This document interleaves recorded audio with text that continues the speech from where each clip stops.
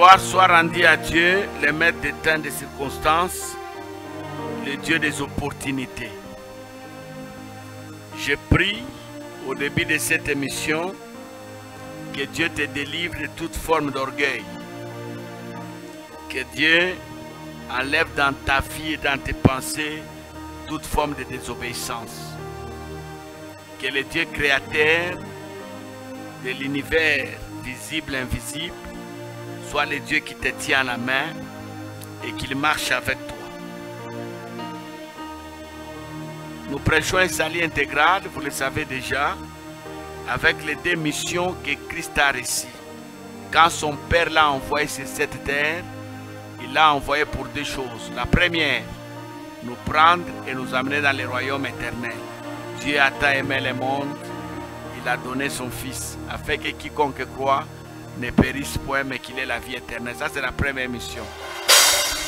La deuxième mission que Dieu nous a confiée sur cette terre, j'aimerais que vous reteniez ça, et qu'il a confié à Jésus sur cette terre, c'est Jean chapitre 10, le verset 10.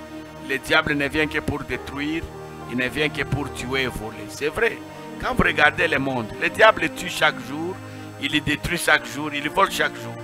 Regarde comment il a détruit la vie de tes enfants, comment il a détruit ta maison, comment il a détruit ton ministère, comment il a volé tes projets. Regarde comment il a détruit ton mariage. C'est le diable. Il ne vient que pour tuer, il ne vient que pour voler, il ne vient que pour faire quoi? Pour tuer. Détruire, voler et tuer.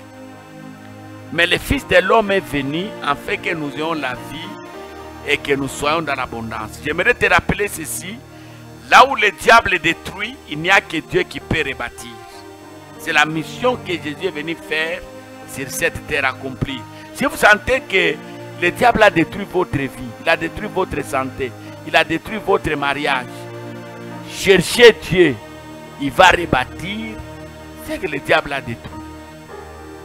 Si vous sentez qu'il y a des choses que le diable a volées dans votre vie, il a tué dans votre vie, cherchez Dieu. Dieu va restituer ce que le diable a volé. Il va amener la résurrection là où le diable a tué. L'année 2024, une année d'exploit. Et les gens sont en train de vivre les exploits dans tous les domaines. Un enfant de Dieu ne dépend pas de la conjoncture. Il dépend de la puissance de Dieu qui gouverne sa vie. Nous savons que les temps sont difficiles, l'argent est compliqué, mais nous sommes les enfants de Dieu. Dieu ne peut pas nous abandonner, Dieu ne peut pas nous oublier. Alors quand Dieu a commencé un travail d'élévation, de succès, de puissance avec toi, qu'est-ce qui peut empêcher Dieu d'arriver jusqu'à la fin avec l'œuvre qu'il a commencé? Nous avions dit, c'était l'orgueil. Et je t'ai dit, observe dans ta vie, dans ton entourage, dans ta famille, dans ton pays, au travail, partout là où tu vis, regarde quelle a été la fin d'un orgueilleux. Et tu comprendras que l'orgueil, c'est une mauvaise chose. Refuse l'orgueil. Deuxième chose, je t'ai dit, Dieu n'aime pas les désobéissants. Quand Dieu bénit quelqu'un, il lui dit à Abraham, je te bénirai et tu seras la source de bénédiction pour les autres. Moi Dieu, je te bénis toi. Je ne te bénis pas seulement parce que tu es Abraham. Je te bénis pour que les autres viennent puiser chez toi. Et imaginez Abraham refuse. Il dit non, non, non, non. J'accepte la bénédiction, mais je refuse d'être source. Dieu va les bloquer. Dieu va les bloquer. La désobéissance, c'est une mauvaise chose. C'est pourquoi je t'ai dit, tu peux donner, tu peux faire tout ce que tu fais, mais reste obéissant. Et la troisième raison dont je vous parle aujourd'hui, dans la vie, il ne faut pas avoir une haute opinion de soi-même. Il ne faut jamais. Il y a des gens, quand Dieu les lève, ok? Quand Dieu les lève, il commence à oublier la place de Dieu dans sa vie. Il devient moi, c'est moi, moi c'est moi. Moi je connais des hommes de Dieu, quand ils montent à la chair, du début à la fin, il ne parle que de sa vie. Il a une autre opinion de soi-même. Dites bien à la fin. Moi, j'ai même été scandalisé un jour, je suis allé assister dans un culte. Du début à la fin, l'homme de Dieu n'a pas lu un verset.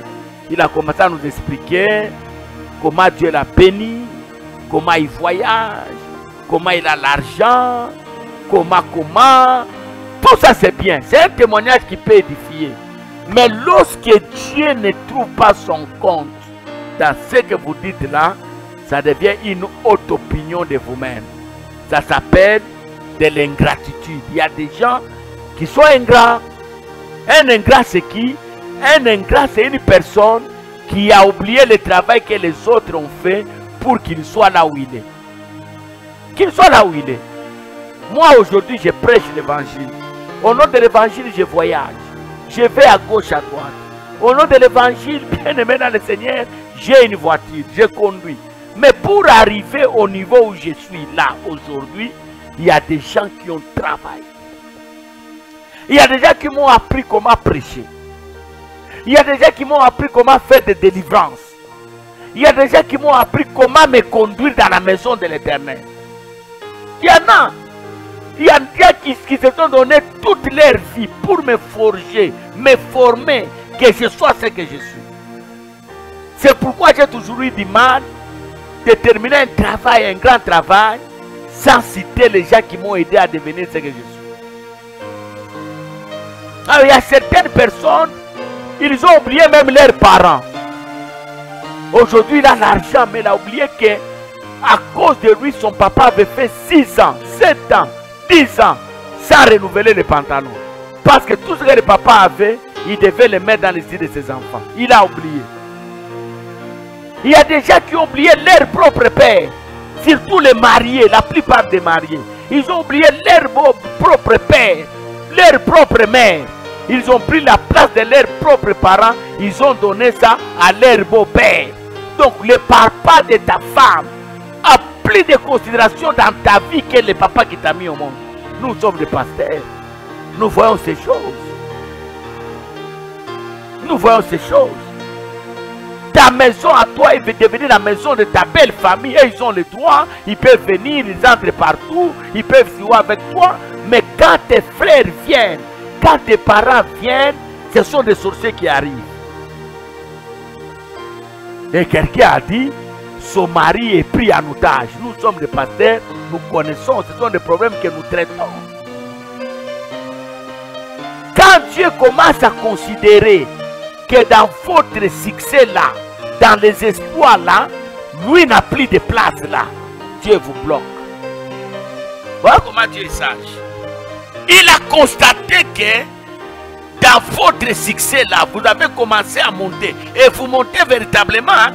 Vous montez, vous montez, vous montez. Dieu remarque ça. Dieu constate ça. Qu'est-ce que Dieu fait?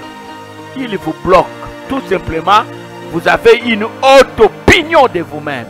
Ce que je suis, c'est moi. J'ai étudié. C'est vrai, papa a payé, mais c'est moi qui allais au cours. Papa n'allait pas étudier à ma place. Il y a des gens qui grondent leur père. Leur père spirituel, n'en parlons pas. Les jeunes serviteurs, ils critiquent leur père spirituel. Tu oublies le travail que le père a fait dans ta vie. Tu as oublié ça. Le père t'a enseigné. Il a souffert avec toi. Aujourd'hui, tu l'as oublié. Écoutez un peu Romains, chapitre 12, le verset 2. Non, je prends Romains 12, le verset 3. Par la grâce qui m'a été donnée, je dis à chacun de vous de n'avoir pas de lui-même une haute opinion. Une autre opinion, il y a des gens comme ça, il a une autre opinion. Moi c'est moi. C'est pourquoi vous voyez même dans les petits combats on nous gagne. Accorde, moi c'est moi. Moi je vais faire. Moi je vais gagner. Moi ceci ou cela.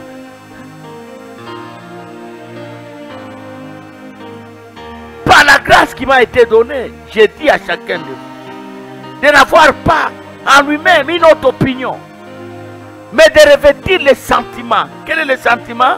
Les sentiments modestes, selon la mesure de la foi que Dieu a départie à tout un chacun.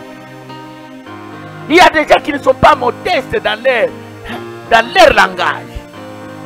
J'ai dit à un pasteur, est-ce que tu ne peux pas modérer ta manière de prêcher?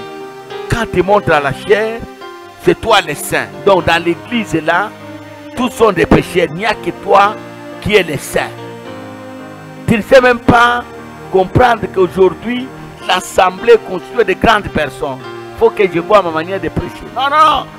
On a dit à Timothée par rapport, il faut censurer. Hein?